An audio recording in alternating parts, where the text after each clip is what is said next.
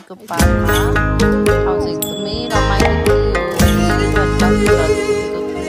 फुलहरू चाहिँ लालीगुराँसको एक प्रजाति भनेर लेखिएको नामहरू चाहिँ तर चाहिँ धेरै थरीका धेरै कलरहरूको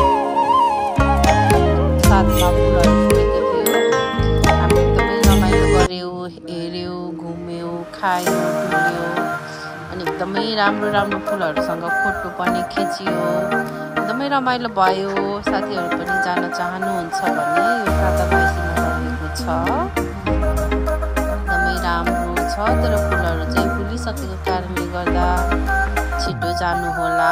अर्को हप्तासम्म चाहिँ फुलहरू झरिसकेको पनि हुनसक्छ। त्यस ठाउँ चाहिँ एकदमै रमाइलो छ। इन्जोय गर्नु होला सबैजना।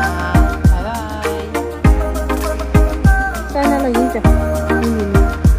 भिडियो बनाइदिन्छु।